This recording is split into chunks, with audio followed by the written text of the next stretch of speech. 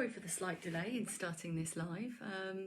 Technology wasn't behaving itself, but here we are, we're together. So I hope you are okay. Just wait for some more people to join us. Just distracted myself by noticing that I've gone live on my page because my laptop's over there. Yeah, distractible.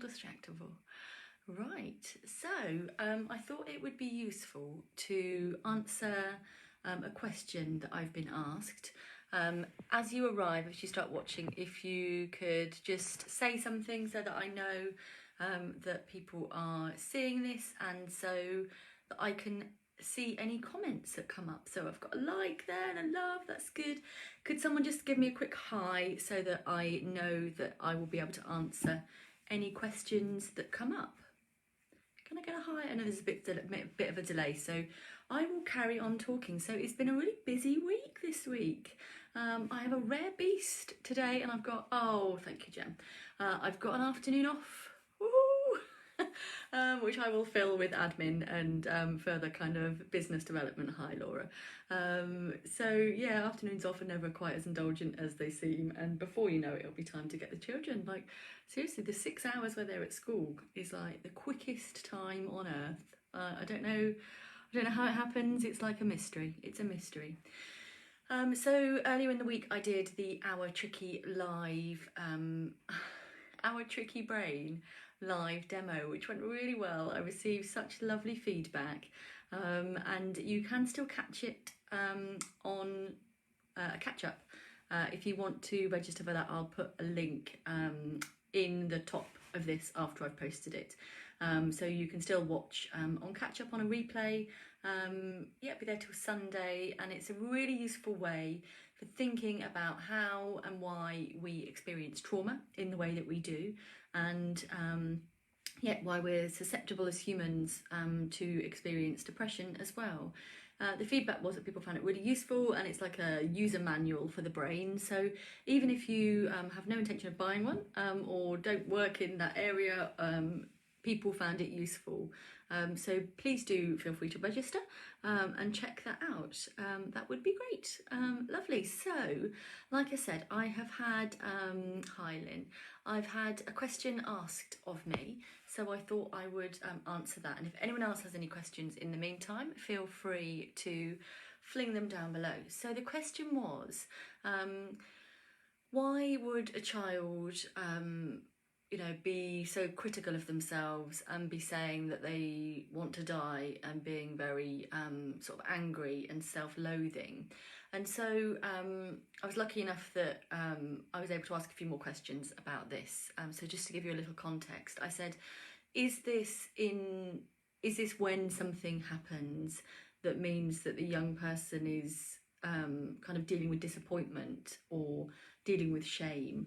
And the answer was yes. So it's not, the child is not spontaneously wandering around all the time feeling suicidal, which would have been a very different answer to the question. So just to kind of clarify, that's not the case. This is upon kind of reflection and upon immediate response. So I didn't mean reflection. Upon immediate response to what's going on for a child at that time. So for example, if something happens on an Xbox game and they can't do it and they feel like they're not good enough, they're not able to do kind of the level of performance that they would want to, it's then that the kind of self-hatred and the hit in their head and feeling, like saying, I just want to die, this is ridiculous, there's no point in living if I can't do this, that and the other.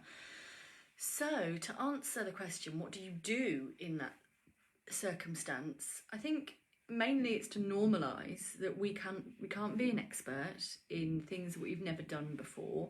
None of us can expect to do that. So when I started being a psychologist, I had to learn my craft. I still remember the first time that I ever had a one-to-one session with a young person when I was working in a youth prison, and I was terrified and I was awful. It was dreadful. I can't for the life of me think what that young person got from that. But they did keep coming back, so maybe it wasn't as bad as I thought. But I think, like so many things are often better if you have to just get on with them. Whereas in actual fact, because I was nervous, my supervisor at the time sat in with me.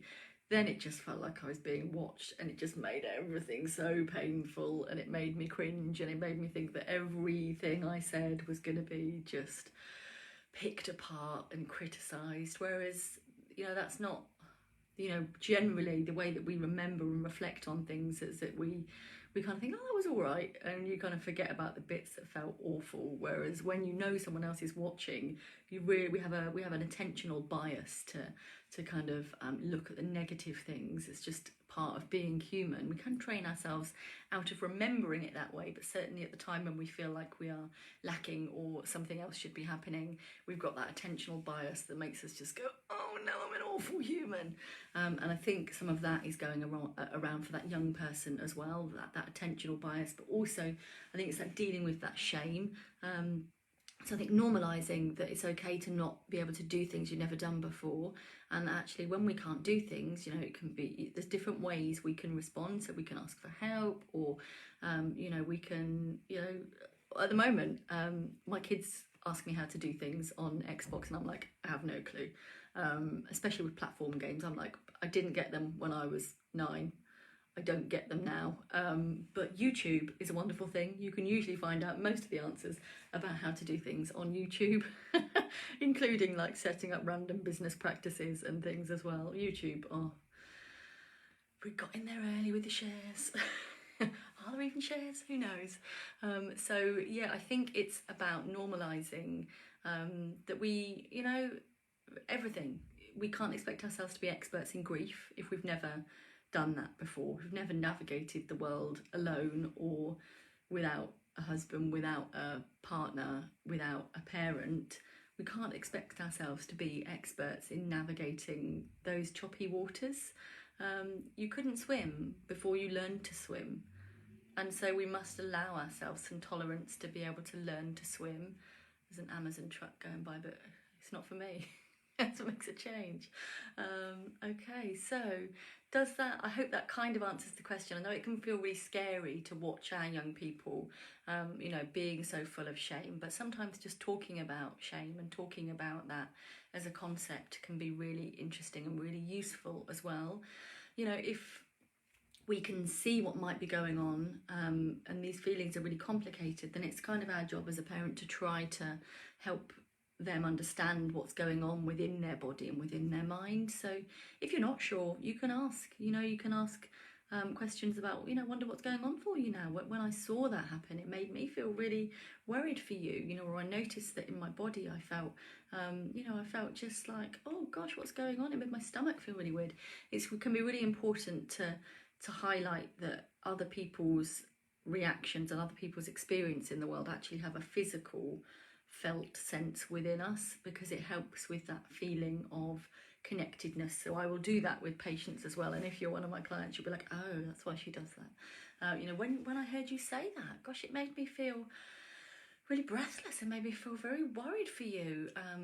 And so you can do that with your young people as well, to kind of help them cue into their physical sensations in their body, to try and help link that with emotional stuff, because it's also visceral, it's also felt emotions. But some people, for a variety of reasons, don't seem to feel, certainly with childhood trauma cases, don't seem to have that mind-body connection in the same way. Are there any other questions that would be useful to have me answer, or shall we keep it short and sweet? I was going to say something else today. I spent my lunchtime looking through the Aldi food catalogue, which is always like utter joy for me. Like the day that arrives, it's like, oh, nice. And I do think that usually we'd get together and have sort of big Christmases and big New Years. And for me, with the COVID situation, I do feel like there's this pressure to try and make Christmas like extra special, whereas ordinarily we'd all just cook a few bits and then bring it together. But suddenly, you've got to cook an entire roast dinner, but actually I said to my husband the other day, it's not really any different than cooking the roast dinner that I've been cooking every week. Like it's not much different, especially because I've got young children that will hate most of it anyway. So it's kind of just like that really. But I do feel that pressure to try and make this Christmas extra special because the rest of the year has been kind of quite lacking in special or memorable or photographable moments. Like I don't think my camera's ever been so empty, apart from random screenshots of stuff that might be useful to think about, or ideas to keep the kids distracted. But there haven't been those like milestone events. So but like I said with a blog post a while ago, like we don't need to treat our children with food, we don't need to treat ourselves with food, but still, even though I know that, I still feel that pressure. When I get that Aldi catalogue and look at all that gorgeous food, I still find myself wanting to spend loads of money so that I can try and make myself and my family have this incredible Christmas. But it's probably just like a marketing pressure, and a pressure of thinking about using those human brains to wonder what other people are having and experiencing as well. So I think this is a difficult time. These are difficult waters for any of us to navigate. I just wanted to kind of put that out there really. See what you think when you get to look at your own Aldi or M&S or Tesco food catalogue. Aldi do quite well because they do deliver it to your house, don't they? You don't have to pick it up. So that is pretty good marketing by them, because I do see it every year, and it I don't know, I haven't been to Aldi since lockdown. I just kind of started going to one supermarket rather than like 3. But it will take me back for their dishwasher tablets and their sumptuous ice creams and delicious, what was I was looking at? Mince pies with like millionaires mince pies. How nice do they sound? And like this like sharing bread with camembert in the middle. Oh, nice. But probably it will just be me that eats it. Husband likes a bit of camembert, but he's not going to eat a whole one. Anyway, what are your Christmas plans? Do we know what Christmas will be like? We will certainly be allowed a Christmas with the 4 of us. That's who I live with. Whether we're allowed or would want, I would make the choice to have anything bigger, I don't know. Who knows? What are your thoughts? Let me know. I will be aiming to do these live sessions once a week, so I will be giving you more advance notice about this one. It was kind of in my head, but it wasn't in my diary, so I didn't advertise it other than just before I had my lunch. So yeah, I'll be putting out an invitation to ask me anything, and then I'll be endeavouring to answer that once a week in a live. So I will send an opt-in link for registering for these lives as well. Thank you very much for your time. I hope you have a great rest of day. I will enjoy the rest of my afternoon off, which is probably about 50 minutes now, like next to nothing, before we have to go and pick the beast up. Hope you have a good weekend, whatever you're up to, and let me know if I can help with anything. Okay, guys, take care. Bye.